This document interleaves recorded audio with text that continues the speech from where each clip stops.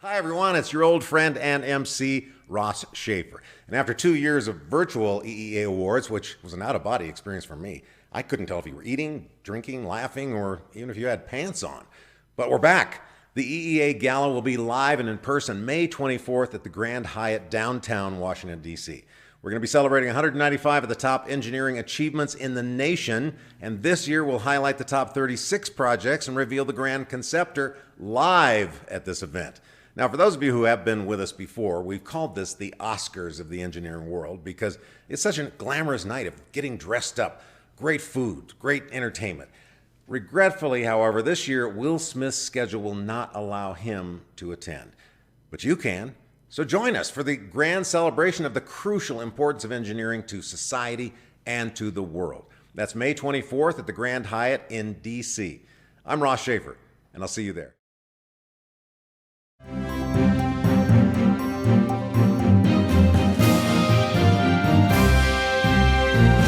Welcome to Engineering Influence, a podcast from the American Council of Engineering Companies. And today we are having the first of a series of podcasts that really digs into the issue of climate change, sustainability, adaptation, what the industry is doing to confront these issues, what these issues are, quite honestly.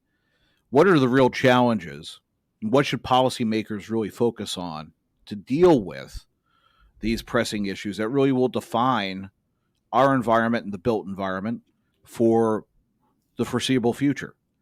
And this is a complex subject with a lot of moving pieces, and we figured we'd kind of set the stage on this episode. And to do that, I have been blessed, thankfully, because this is not my area of expertise, to be joined by two experts. We have Lauren Evans, who you have heard from before. She is with Pinyon and Environmental out of Colorado. And we have Andy Bochman. He is with the Idaho National Laboratory. They both are people who work very closely with both the issues related to environmental engineering, of course, from Lauren's perspective, and Andy, he's with a DOE, Department of Energy program out at the laboratory, and really looking at what this all means for our industry and society in general. So Lauren and Andy, thank you both for coming on the show today. Pleasure to be with you, Jeff. Like I said, this is going to be the first out of a series.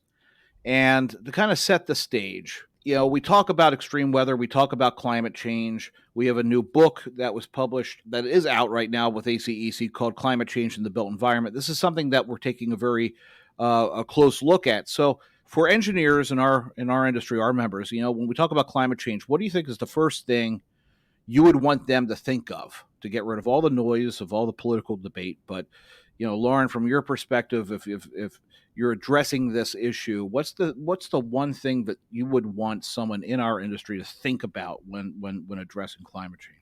Well, I think I would want them to think about the incredible role that engineers have in all aspects of looking at this issue. And I think, to me, there's a lot of talk about what we call mitigation and going into net zero.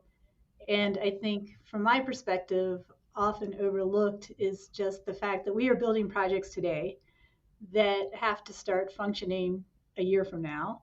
And we have to make sure that those projects are going to be resilient in the current conditions we find ourselves in, and that we're not building infrastructure that's going to fail in the near future as we work towards net zero in some future time. So to me, that's the part of this issue that really resonates with me. Andy, how about you? For me, since I work immersed at the national labs with engineers and scientists, we deal with so much complexity. So I always am trying to boil it down into things that are simple enough for regular people to understand, including me. I see engineers' job as solving problems.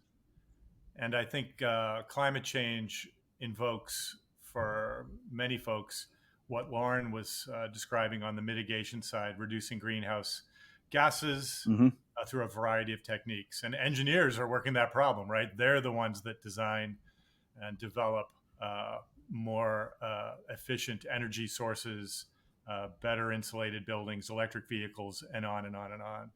But the other side of the coin that gets less attention, at least I'm pretty sure it does because I've been asking around, is the adaptation and resilience side. Mm-hmm. The part that admits that these impacts that we hope to forestall with our mitigation changes are already landing. We can't undo it, and they're only going to gather and get worse over the coming years. 2021 was a doozy. So we need engineers armed with the best data that they can get their hands on to identify and find ways of protecting infrastructures upon which we all depend. And I think the engineers are the ones we would turn to first and most to get those jobs done. Yeah, you pull in both those phrases that are seemingly and incorrectly a lot of the times interchanged in this debate, right? You have people talking about sustainability, resilience, adaptation, mitigation, and they're buzzwords and they sound real good, but a lot of times, especially policymakers, tend to misconstrue those topics. Like you said, Andy, the adaptation question. Mitigation means that you're trying to get ahead of something. We talk about pre-disaster mitigation. Okay, spend the money now so you actually engineer infrastructure so that it's prepared for the next storm. But adaptation is these effects are already being felt, and we're already chasing some of these effects.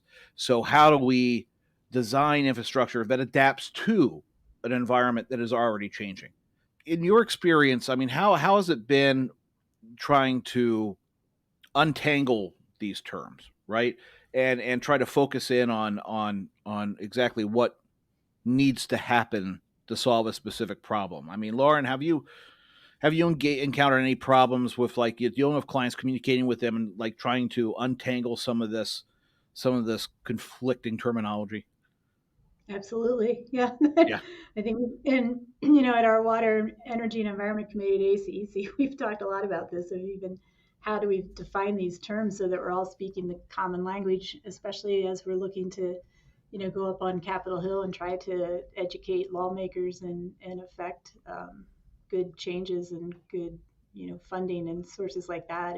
It's really a difficulty, I think. Andy, do you agree? Oh yeah, absolutely. I think our colleague Lynn has put it well when he said that the term net zero has captured the imaginations of folks. And net zero, of course, means heading towards a time when a given organization or a country even is no longer adding additional greenhouse gases to the atmosphere and to the oceans. There's nothing really comparable yet, I don't think, on the adaptation and resilience side.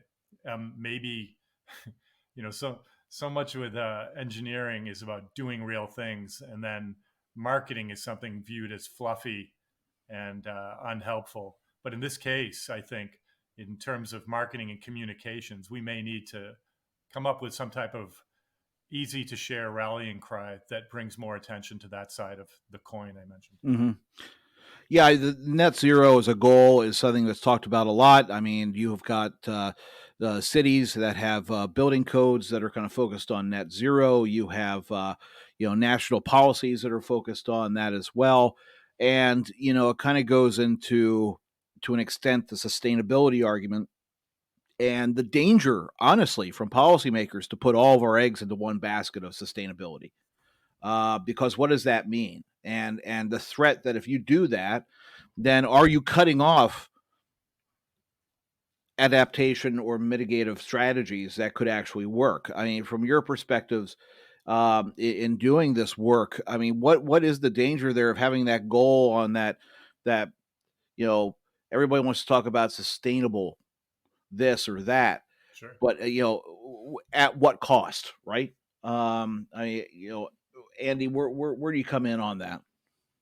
Well, I hope that this doesn't come across as a this or that or a zero sum game, that we either do sustainability or adaptation, because mean, the truth is we got to do both, and we have to do both at a speed which we're just not used to.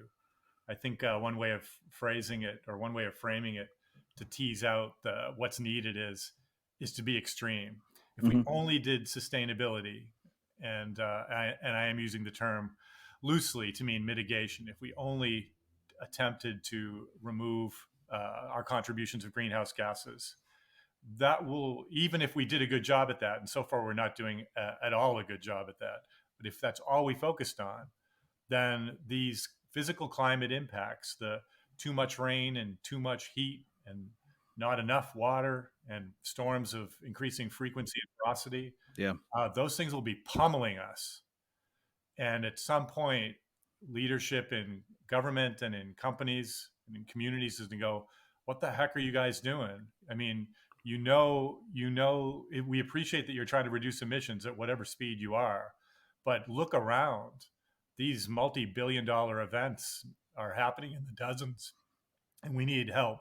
We need better proactive planning, hardening of our assets so that we don't lose our electricity, so that our water is still drinkable, so that our stormwater isn't constantly overtopping the banks and the levees and things like that.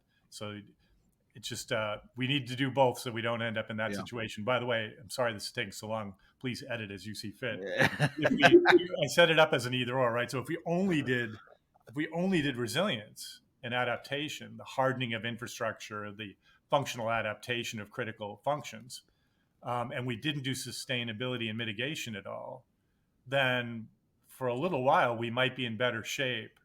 Our assets would be able to withstand the blows that are landing on them better than they currently could, but we wouldn't be able to keep up. And eventually we'd reach tipping points where even our best adaptation efforts would be overwhelmed. And so we can't just do just that either. Yeah. I mean, Lauren, you work, at the state level, in Colorado, and also you're active with ACEC National. I mean, with your interactions with leaders in Colorado, I mean, how are they viewing this? Are they? I would imagine it's a little bit more of a forward state when it comes to environmental issues compared to many others, just given the blessing of so many natural resources in the state. But how are people relaying sustainability versus mitigation or adaptation? Yeah, and I look at sustainability, I guess, a little bit differently. That it's a much broader term than just mitigation, because we use it. If you look at the ISI Envision tool to build sustainable infrastructure, there's all kinds of quality of life issues, right, and other natural features. And I mean, Andy talks about an either or, and the problem is it's so much more complicated than that, because we're going to have to make hard choices, right? You're going to have to say what is more important, perhaps, cutting emissions in a way that might lead to impact some other, environmental resource. I just think back to when we started doing biodiesel and corn ethanol, and we're doing something that cuts emissions on the one end, but it created water quality issues. It created food price issues for people who depended on corn for food. So this is such a complicated situation, because we're going to have to make hard choices, and we're going to have to sacrifice some things in support of something else. And I don't think that the way we're set up politically to have discussions in this country recognizes that complexity. Yeah, I was going to say, the minute Lauren mentioned hard choices and sacrifices, I don't know, depending on the age of the audience, some have seen, some recall the show MASH in Korea, and the helicopter would come in at the beginning of the show, and the doctors and nurses would quickly assess the condition of the wounded soldiers, and some would be tagged for heading to the operating room, and some would be marked for doing nothing, because there wasn't any amount of effort they could apply to them that was going to save their lives. They're better off going after the soldiers who could be saved. And so that's how they apportion their efforts. In climate adaptation and resilience, there's going to be situations like that, and it's going to be really difficult for us because we're going to want to save everything and make everybody happy. And in reality, we're going to have to choose the infrastructure, assets, and other functions that government at the various levels provides, and put most of the wood behind the arrow there, which by definition is going to leave some things as unsalvageable. Uh, I'm hoping I don't have to be part of those conversations in addressing those with the public, but that does already lie in our future. You can even see that with the way the insurance industry is reshaping itself, along with FEMA, to talk about what's acceptable and what's coverable in flood zones, and that's driving some early migration patterns. Yeah, you raise an interesting point there, that there's this kind of holistic view of when policymakers, especially at the national level, look at this. They talk about the world, they talk about the nation. They don't go into the granular winners, potential winners and losers when you're talking about this. And I think this kind of goes to the heart of the argument here. There's going to come a time we're going to have to make some choices, and there's going to be a question of what infrastructure makes sense, what makes more sense to possibly abandon and move. And when you talk about some coastal communities, some communities in different states that were designed maybe mid-century or so, that they were kind of figured, we're nothing's happening, we'll live the high life and we'll build out, we'll reclaim land and build out in some areas that now we realize are going to be underwater, or that we've done some expansions in some areas that possibly should not have been developed to begin with. Sure. I mean, having those, it's not popular, right? Because you're talking about displacement, you're talking about economic displacement, you're talking about displacement of people. And from the engineer's perspective, this is kind of pulling in the trusted advisor role. How do you think the industry is going to have to navigate that? I mean, there's a point where it's yes, here is the actual science, here's the actual math that says that if we don't do X, then Y is going to happen. But then you have the political concerns on top of that, of saying that, well, yeah, okay, that's great, but the political impact of this is greater than the actual result of the change in the environment. I mean, Lauren, go to you first. I mean, how do you even think about that as an engineer? Yeah, I think I can just think of the projects I'm working on, right? Yeah. And bring it down to that level, and how can you best help your client make good decisions? Because I mean, the elephant in the room too that we don't talk about is money, right? Mm-hmm. We don't have enough financial resources to do everything. And we've talked a lot in our committee about the need to look at life cycle cost assessments on projects more, rather than just, and to look at options from that perspective. But, I think for me, it's so overwhelming to think about it on a global scale that I can just think about project by project. How do we do the best project in front of us? That's true. I mean, that's the on the ground, and that's the work that you're doing. I think, project by project and challenge by challenge, trying to figure out the solutions. Andy, at the national lab level, are you guys looking at this as a little bit more as a blue sky question, or is it more of a war table kind of thing? I'd say again, as you said, when you're coming from the national lab perspective, you're supposed to be thinking about taking on the hardest problems, ones that private industry and academia are not equipped to solve. And I tend to look at these things through 3 different lenses. They give you different altitudes, sort of national security, economic security, public health, and where possible, equity. When you're talking about national security, you're thinking about the infrastructure assets that support, the military, the intelligence community. In our country, of course, national security is inextricably interwoven with economic security. Our military is as strong as our economy helps fund it to be, right? Yeah. And when you come down out of that high altitude view across CONUS and up into Alaska and Hawaii, you come down into economic security. Now you're talking about the health of regions and cities, and what different types of economies they have there. Whether it's more agrarian or more urban, and so what's the infrastructure that's required for those things? Yeah. And public health is everywhere. Infrastructure failures. We'll stick with the ACEC, WEE, water and energy. Those things start failing, then public health is immediately impaired. Yeah. And that is not something we normally allow to happen. Sometimes it happens by accident, and then we jump on top of it pretty quickly. Not as quickly as everybody wants, but these are all different ways of looking at this. And at least from the engineering perspective, we don't have to deal as much with human emotion. We can just look at the science, understand it as best we can, and apply the best solutions that we can.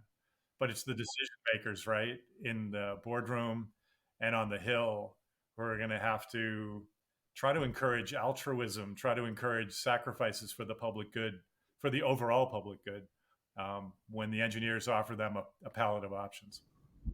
Yeah, though I think, Andy, we've seen that public emotion is becoming more and more a reality in the projects that we do, right? I mean, gone are the days where we could say, hey, trust us, this is the best project, and this is what we're going to do. And because the public is just too actively engaged in everything we do now. And so you ask Jeff what we're going to have to learn to do better. I think we're going to have to do a much better job of managing expectations and emotions as we explain to people the options that Andy laid out, that we're coming to in a more logical, scientific way, maybe, but there's going to be a lot of emotion involved that we're going to have to learn to deal with. And we're also going to have to learn to partner with organizations that maybe we're not used to partnering with, which is why Andy's on this podcast with ACEC, right? Because he recognized that government can't do this alone, that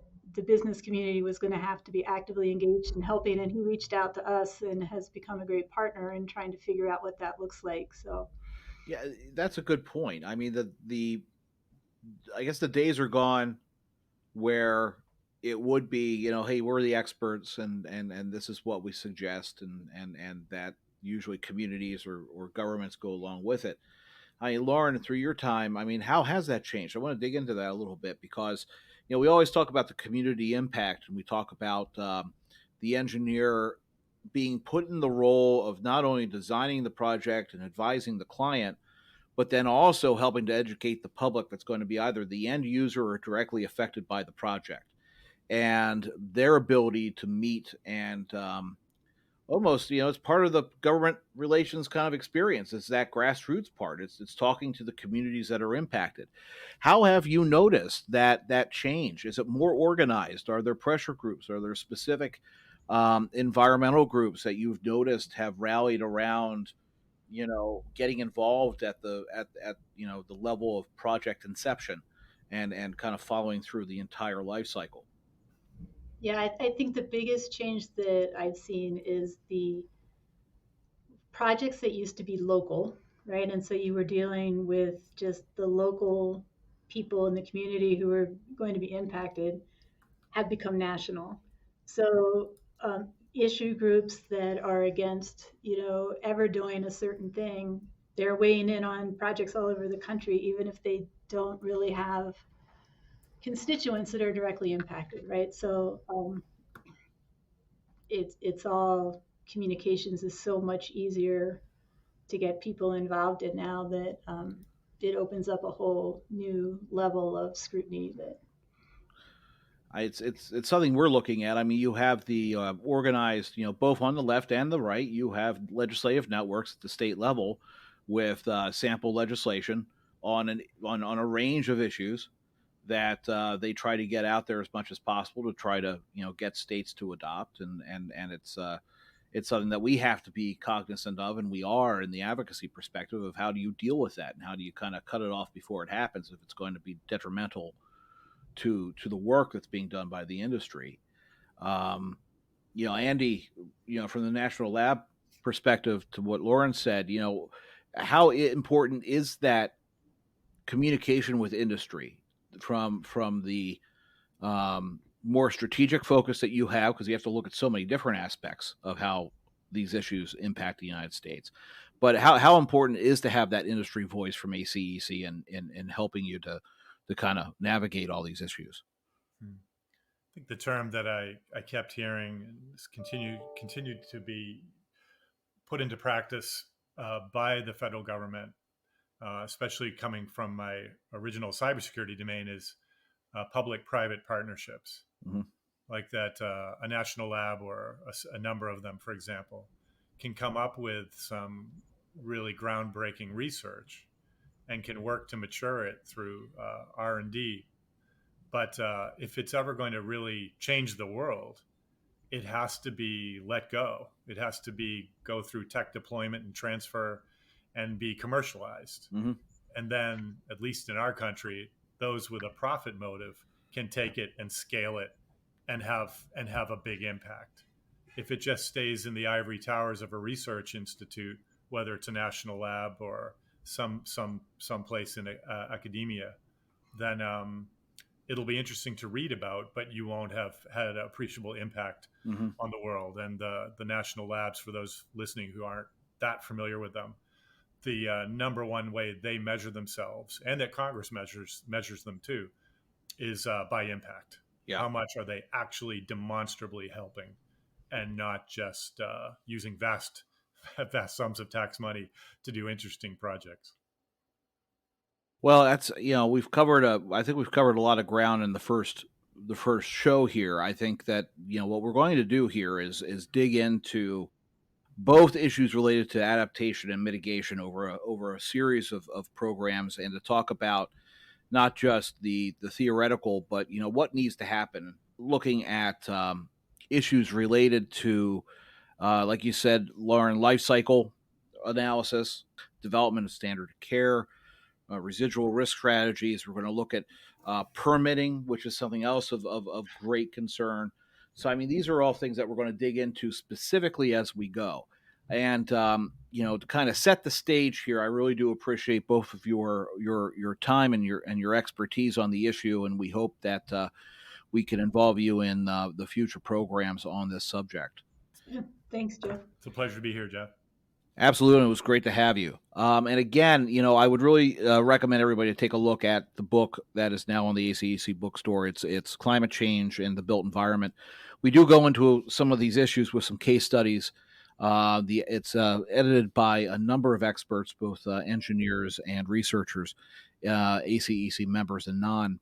And it's a great resource. And then again, Lynn is running our Water, Energy, and Environment Committee. It's an open committee. If you're engaged in these subjects and you want to get involved in helping kind of set ACEC policy, and this is the place to do it. Committee's going to be meeting at our convention in Washington, D.C. You can still register for that event. Go up to acec.org and you'll see all the links that we have for the convention registration. But the committee will be joining at the event, and if you are interested, that's the perfect place to make an introduction. And we will be having our second in the series of the kind of our climate shows very soon, so please stay tuned. And as always, this has been Engineering Influence, a podcast from the American Council of Engineering Companies. We'll see you next time.